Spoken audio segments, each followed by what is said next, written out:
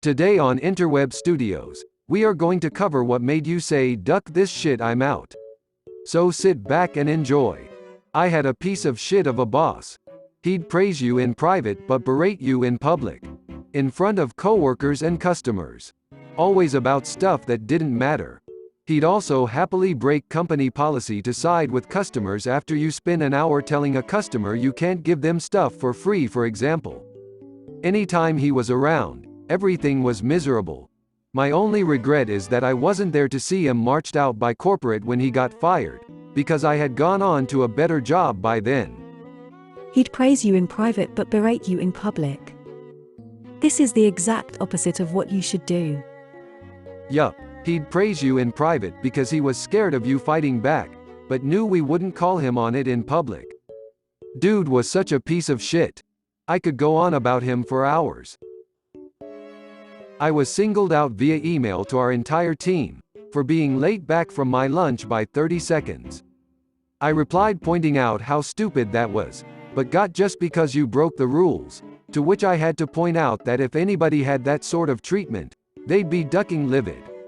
She really was a good boss at times, but the amount of times she really did stand by the exact wording of a rule was bonkers. Anybody late will get written up, could be 1 second late, still get written up. See, that's just stupid. I hate places with rules like that. No one is that perfect all the time. The idea was to be like, if you're 15 minutes late, then that's work time, and if you did that every day, that's hours, days of lost working time, which I totally get. This manager of mine just took it very literally, i.e., if you are late at all, you get a writing up.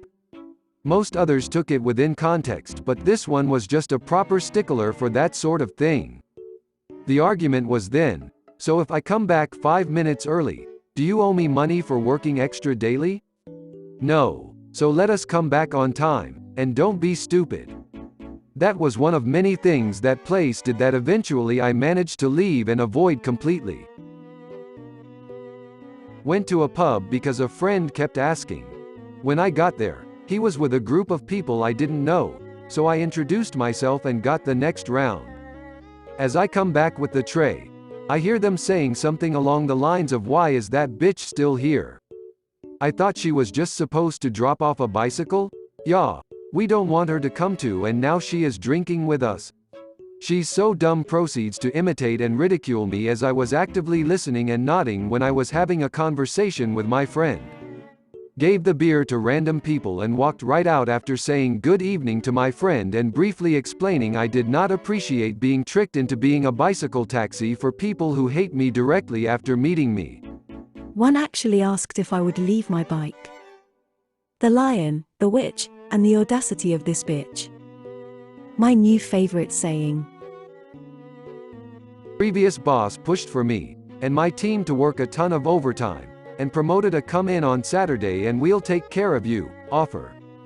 Cue me and my team doing prep work at 5 a.m. Saturday for a week-long function starting on Monday. We're a little cranky, but the coffee is kicking in. The boss comes in and thanks us all for volunteering to come in. One of our more vocal crew says, "I don't mind. I need the overtime. I want to buy a PS5. Bossman turns around and says, "Oh, we won't be paying you any overtime, illegal in my country. You're all volunteering for this, but we will make sure you get a wonderful lunch." Cue basically everyone saying, "Fuck this shit, I'm out." In about 5 minutes, our team of 40 put down everything, put all the food back in storage and left. "We'll take care of you" is always code for hope you like to be ducked over. Yeah, that's about right. I had a job working 13-hour night shifts at a factory, and did well enough that after a few months, I was promoted me to a line operator position in charge of 8-12 people. To do my job well, I had to arrive to my line early to do paperwork, safety check machinery, place material requisition orders, etc. The company that owned the factory demanded that their workers park at an external lot a few miles away from the factory, and then take a shuttle in. The issue I had was that the earliest shuttle arrived about 40 minutes after the time I needed to hit my line. I spoke to floor management, as well as the people at my staffing agency, for months about this incongruity, and no solution was offered, so with their tacit approval, I parked a few blocks away, and walked in. This worked for about 6 months, and in that time, I had grown to be one of the best producers, often doubling production quotas for the shift and generally being well liked by my crew and co-workers. After one particularly excellent shift, I received a text from my staffing agency stating that because I did not take the shuttle, my pay was getting docked, losing about $50 per shift. I called the agency several times over the next several days to explain that it was impossible to take the shuttle and do my job, but did not get a response. Finally, with 2 hours left before my next shift, I sent a text to the agency and management team stating that a compromise could not be reached, and that I was resigning, effective immediately. Of course, then I get calls back, with promises to amend the pay docking if I return, and how much of a shame it would be to waste so much training and expertise, etc.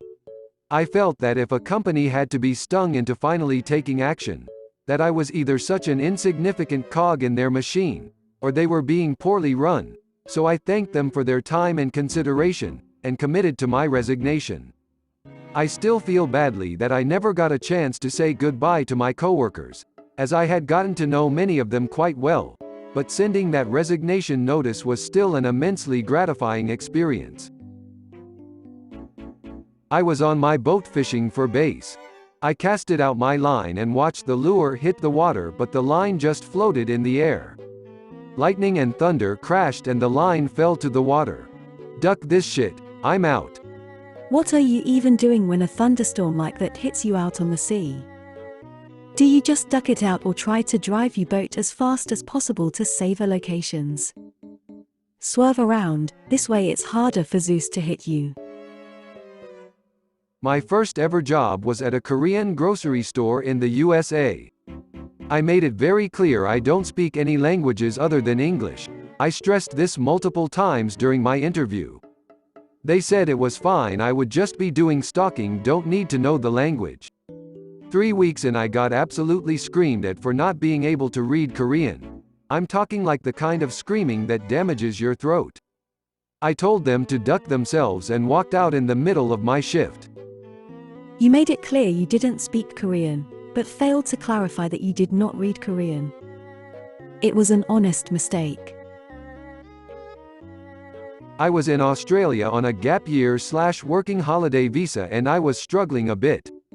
I managed to get contact details for collecting for a charity. When I went over to the address, it was a guy's apartment. That's cool. Lots of people work out of their house. Anyways, he made me a badge, and gave me a donation tin, but apparently, I couldn't just stand in a mall and collect from folk passing by. I had to go into businesses and ask the folk who worked there for donations. The deal was that I'd keep half of whatever was collected. After popping into a couple of shops, I went to get a drink and a sandwich, put on my card, not from the tin, and while I was sat eating it, I had a moment of clarity. I was basically begging for money, and it didn't feel right taking half the collection from a charity tin. At that point I was like, no, I'm out, as I didn't really want to face the guy. Yeah, I was weak. I ended up heading to his apartment, left the collection tin and badge, after taking my photo out of it outside his door, ran the bell and bravely ran away. Ended up getting work in a hostel as a maintenance guy and minibus driver for accommodation and pay, and vowed that any work I do for a charity in the future will be for one that I, or my friends care about, and it'll all go to the charity. I visited a friend's house for the first time. He had 2 bathrooms. He also told me to use the other bathroom, as if I knew which one he meant. Nature called. Went to the nearest bathroom, locked the door, opening the toilet lid, and there was a mother ducking beehive there. I guess I'm part to blame since I didn't ask for clarity when he told me to use the other bathroom.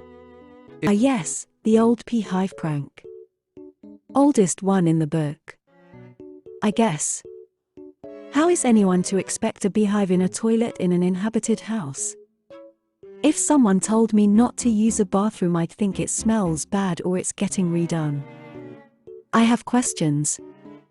Why would someone have a beehive in their toilet? Obviously for the free honey. Duh. Let's go, you made it this far into the video. Since you are here, you must be enjoying the content. Therefore you should like, subscribe, visit the link in the description and comment what you want to see next. Alright, back to the content. In the late 90s. One time I got pulled into the security office at a department store I worked at.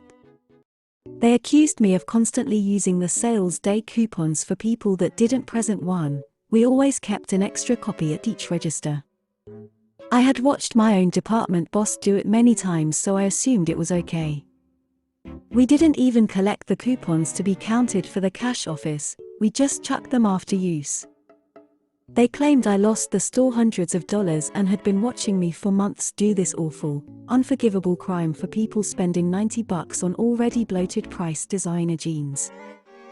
I'm sure the occasional 10% discount was just devastating. I got this huge lecture of how I was literally stealing from the store and they could call the police but would give me a chance to work off the damage.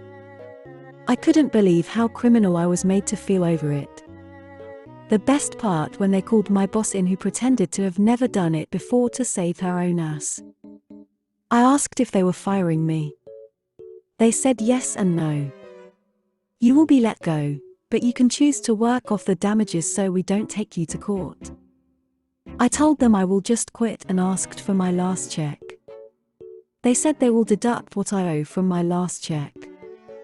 And I said, well, then you need to show me all the footage and prove that I was stealing. They wouldn't produce footage, finally called the cops, and when the cops arrived, they were just as confused and called it an internal problem and advised them that this was overblown. I think they felt sorry for me. So finally upper management came in and just said, just issue the last check, I will sign it here. So much drama over so stupid a thing. It was sad because that actual day my mom and daughter had come to the mall to meet me for lunch and I had to explain I just was forced to quit that job and was never allowed in that store again like I was some awful jerk. It was nice a few short years later, the entire chain bankrupted. It was those 10% coupons. Just drove the company right into the ground. When my boss came into my office and screamed at me for the third time that week cause I had too many files stacked on my desk. I mean, when times are busy and you are the only one in your department and you also have to cover for another department, that is usually what happens. So hard I just started crying. And after crying for 10 minutes I had a light bulb moment and thought, why am I letting her trample all over me? I live in Austria, so I can just quit, start getting unemployment benefit in a month and look for a new job in the meantime. So I quit, and after a 4-month search I found my current job where my boss actually appreciates my work. My ex-girlfriend said, you do realize that when we get married and when we have kids, that you are going to have to give up music? Good thing we won't be married or have kids then. Dream Killers. Could be a good song title. Was at a local indoor shooting range doing target practice. Just me on one lane and a party of 4 a few lanes down. Younger 20-something-year-olds. 2 guys, 2 girls. Only one of the guys seemed proficient and familiar with firearms safety and handling. The rest seemed very obnoxious, jumpy, loud, and not in any way taking the handling of firearms seriously. After they fired a few shots, I heard some commotion followed by one of them saying, "Don't point that thing at me." Then I heard it again. And again. And then some variations of "you have to keep it pointed down range." I wasn't about to get into an argument with them. It was obvious this was some sort of double date and the guys were trying to look cool for their girlfriends. But firearm safety is non-negotiable. No one should need to tell a shooter the fundamentals. That should be known going in. Period. End of story. If anyone wants to shoot but is unfamiliar with basic firearm safety, first learn how to handle a weapon in a safe environment. You risk not only your own safety, but the safety of those around you. For my safety, I left immediately. Packed up my shit, left the range. RSO didn't seem to care when I brought their behavior to his attention, and I am never returning to that range. Worked at a buffet by a pool. One day we found out the meat we were supposed to use that day was greenish and smelled like eggs. Called our boss, he told us to wash it well. We did. Didn't help, so we called him again. He got mad, and told us to use it anyways. When we refused, he came over, just to check if the meat is really that bad. Then he got mad that we found out it's bad, and left. Worked at a gas station. Was working 8 and 10-hour shifts without being relieved for a break. Had to eat at the cash register between customers. Confronted the manager, demanding at least a 15-minute lunch break. Was told, "We don't have the spare hours for someone to cover your lunch. There's nothing I can do." I said, "No problem. Here's a spare 40 you can use." Threw my name tag down and walked out. Felt great. Well, that is all we got time for today. If you enjoyed the video, don't forget to subscribe, like, check out the links in the description and comment any ideas in the future. I'm Interweb Studios, and until next time, toodles.